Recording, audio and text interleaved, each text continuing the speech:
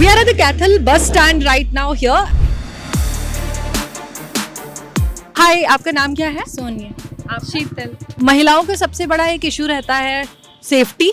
मैं बोलूं क्योंकि हरियाणा की इमेज ये है कि गांव में बस लगी है। वैसे जैसे पहले ये सुविधा नहीं थी, अड्डे पे जाना था, अब गांव में बस लगी है, उसका बहुत फायदा हुआ। तो लॉ एंड ऑर्डर के हिसाब से, लड़कियों के हिसाब से भी ठीक है। हाँ, ठीक लग रहा है हमें। ठीक है। हाँ। पिछले कुछ सालों में महिलाएं थोड़ा आगे बढ़ के आई हैं, पहले नहीं आती थी। पहले नहीं, अब ज्यादा होगी। पहले नहीं आते थे इतने। अभी लड़कियों में शौक हो रहा है कि हम बाहर आए, सीखें कुछ। हाँ, सीख रही हैं बहुत सारी।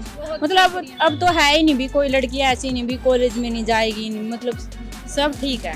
माहौल बदला है। हाँ जी मैम। अपना नाम बता सकते हैं? अमन कुमार। अमन कुमार, आप कैथल के रहने वाले हैं? आप मतलब क्या करते हो अभी? मैं कॉलेज करता हूँ। कॉलेज क्या पढ़ाई कर रहे हैं आप? बीकॉम।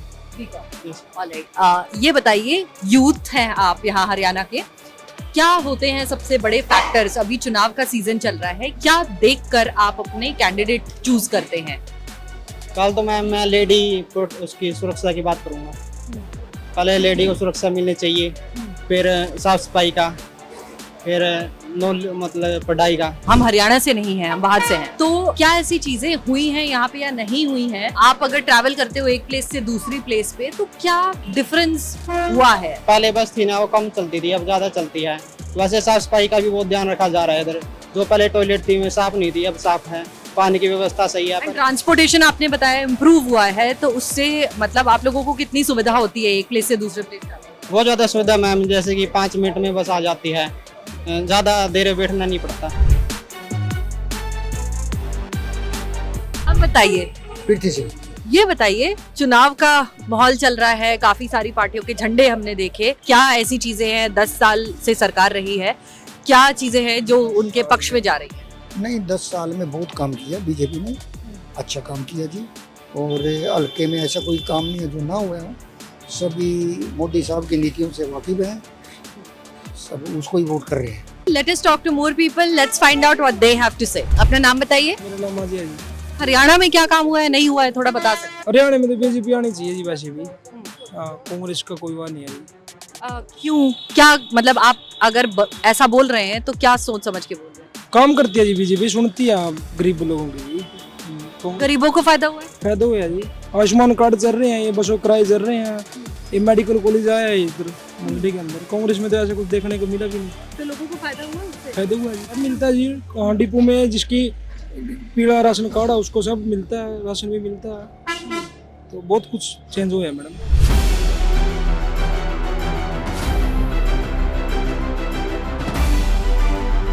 पहली बात तो मोदी जी का वोट मिलेंगे। हमारे यहाँ जो एमएलए साहब हैं उन्होंने भी ठीक है, कुल मिला के लड़ाई झगड़ों से और से इसी से बहुत बचाव हरियाणा में।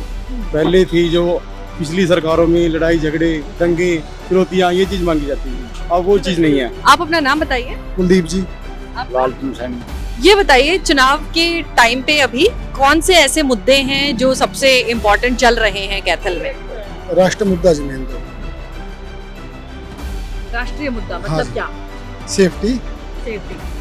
खतरा बहुत कम हो गया। मतलब कोई लड़ाई झगड़े हुए करते बहुत कम हो गए।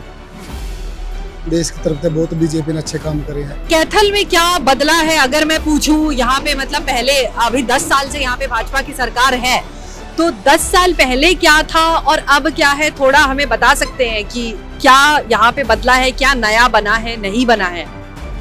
ऐसे है जी, कैथल में 10 साल में ये बदला है। पहले किसी भी दफ्तर में जाते थे हम, वहाँ लाइनें लगती थी। जब से ये बीजेपी सरकार आई है तब से इसने हर मोहल्ले के अंदर ई-दिशा केंद्र खोल दिया है। जनता को कहीं भी जाने की जरूरत नहीं है, घर बैठे हर काम होता है बीजेपी सरकार के अंदर। सबसे मेन चीज ये है, और बगैर खर्ची बगैर पर्ची के बच्चों को, गरीब बच्चों को नौकरी मिल रही है इस टाइम। जो बच्चा पढ़ा लिखा है उसको कहीं जाने की जरूरत नहीं है, पेपर दो और अपना नौकरी लगो, पेपर पास करो और नौकरी लगो। चुनाव के टाइम पे ये चला था कि जो पर्चे फैलाए गए थे कि आपका जो आरक्षण है वो खत्म कर दिया जाएगा और ये हो जाएगा, वो हो जाएगा, उसके बारे में क्या कहना है आपका? जो आरक्षण है जी वो ठीक है, लोगों को समझ में नहीं आ रहा है आरक्षण क्या चीज है। जिस जिस जिस भी किसी भी कास्ट का जितना आरक्षण है उसको उतना ही मिलेगा।